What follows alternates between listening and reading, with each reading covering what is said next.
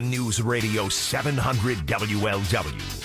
Jace, have you ever been to? You go to these places like Starbucks, and I told my wife like I said, I'm guilty of buying into the pumpkin hype.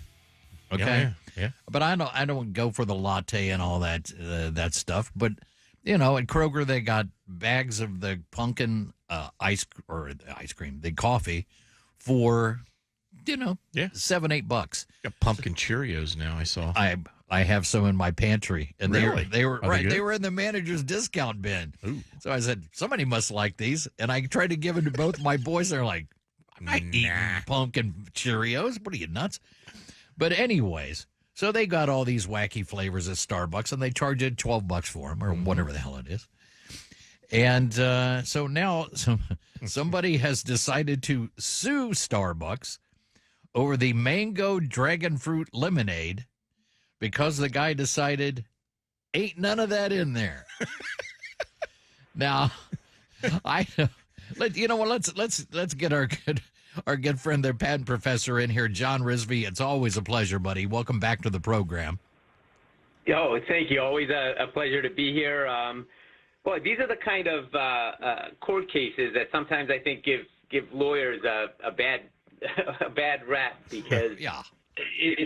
It's a lot of semantics. It all comes down to language and what it means, and the world kind of vilified Bill Clinton. This is going back, gosh, like 30 years or so. Oh, when he's, yeah. when in an answer to something, depends on what the definition of is. Right. The answer here is really going to turn on whether consumers believe whether a certain word is a flavor or whether it indicates fruit. And the example is like vanilla, it's a lot easier. Things like vanilla and chocolate. If you go in and you get an ice cream and it's like, do you want vanilla or chocolate?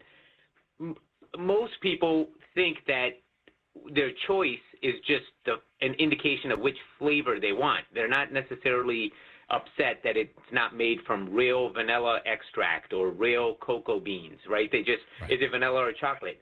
And that's what it's all going to turn on, is what does mango mean when it comes to a drink? Does it mean that's the flavor, or does it indicate to consumers that that's what we think that's what the drink has? It's made with actual fruit. That's going to be probably Starbucks. One of their defenses is that, hey, this is just a flavor, and it's not an indication that it actually contains that fruit. It's a tough call, especially when they start using fruits that have some kind of medicinal or health benefits. People actually, in those cases, people may actually expect it to have the flavor, the actual fruit. Like that's been the case with ginger ale, for example. Ginger supposedly helps with an upset stomach, and ginger's got all these benefits that they're not thinking. Sometimes people are drinking ginger ale not because of the flavor, but because they really think it's going to help them with Right. something health related. And then those are the tougher calls. Well, what is this $5 million civil lawsuit claiming that it is then? Like if it's not mango dragon fruit, then what is it saying that it is? Yeah, well, they're claiming it's water, grape juice, and sugar. And the basis of the suit is that if the companies were more honest about labeling it, you mentioned the $12. I don't know if it's $12. It's not that far from $12. If they were more honest, then the consumers wouldn't pay that price. If Right. they simply labeled it as water, grape juice, from concentrate and sugar. But there's a lot of these cases going on. I don't know, there's the Taco Bell, for example, has been sued for the Mexican pizza product, that it doesn't look the way it does in the posters. And there's others. Burger King, the same thing. They have the lawsuit claiming that the burgers don't come out the way that you see them advertised, and some of that is like normal puffery, right? It's just, hey, we're gonna put forth the absolute best version of the burger possible.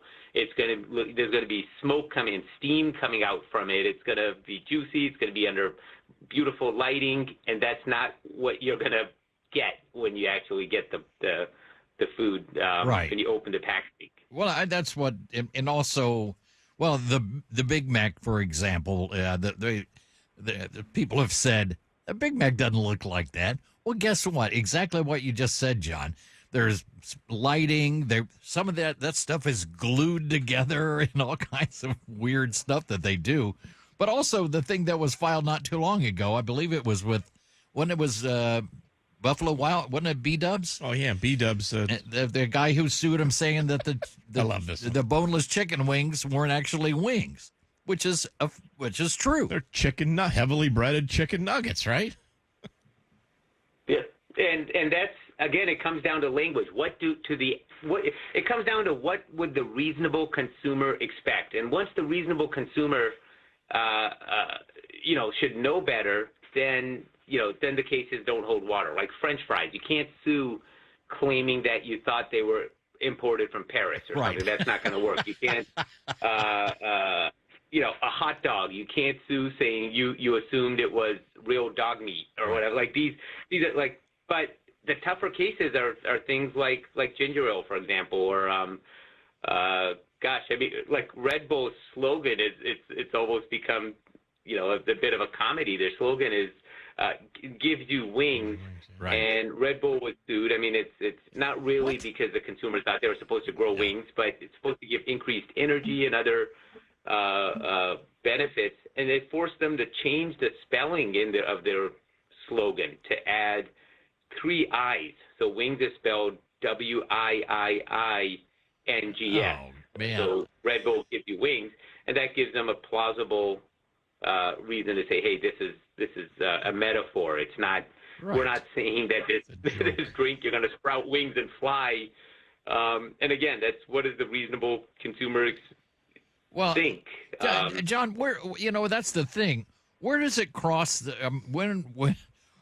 How are we ever going to determine where the line is crossed? What's frivolous and what actually? I mean, the fruit thing I can almost kind of see. Because if it's implied that there's fruit in it and there's actually nothing, there's sugar and water and, grape concentrate, again, frivolous.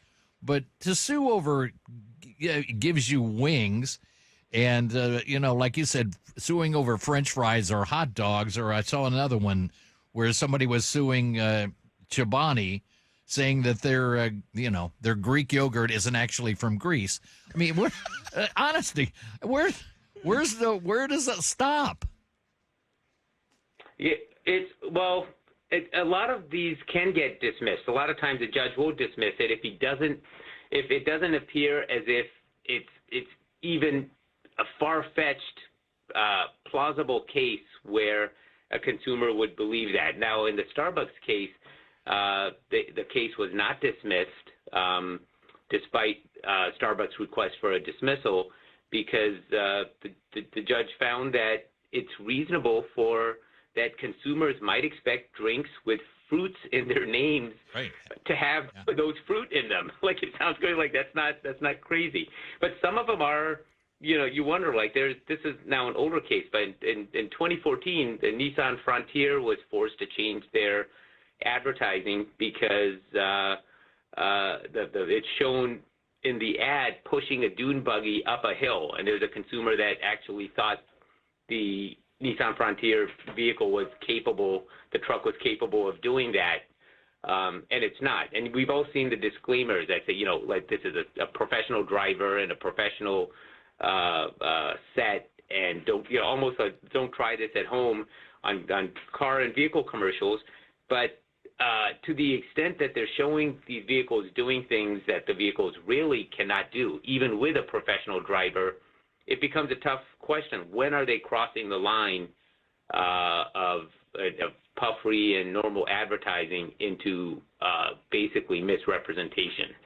Seems like kind of a sorry existence that there's an industry of lawyers, I would assume, who sit around and look for these things. Every time a new food or a new drink or new something comes out, that they're looking at some kind of loophole to try to get this in court and get some money, right?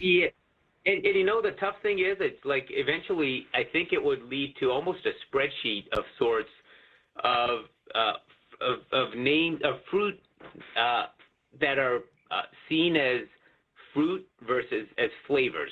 So, vanilla and chocolate would be seen as flavors. That to a consumer doesn't say it's a fruit, but something like a dragon fruit or mango, my consumers view that, have a higher expectation that it actually has that real fruit in it.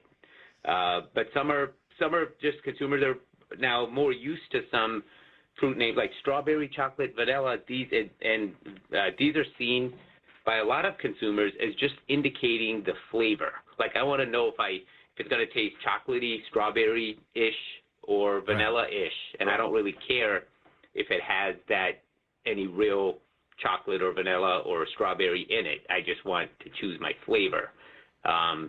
It's tough. I mean, it's like it's not just it leaves the manufacturers and restaurants, and they're in a tough spot because which fruits can you list and get away with as being a flavor, and which ones do you put down, and then you run the risk of being sued for misrepresentation. And I would have to say, if there's any kind of line, it's the more health benefits a certain fruit has, if people are drinking it for a certain benefit, then there's more of an expectation that it actually has that fruit in it. Well, I'm going to go home tonight and I'm going to make some cherry Kool-Aid.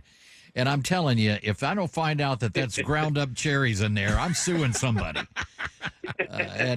With that, John, we will let you go, buddy. Always a pleasure. John Rizvi, the patent professor. You can check him out at thepatentprofessor.com. Thanks so much, buddy. Thank you.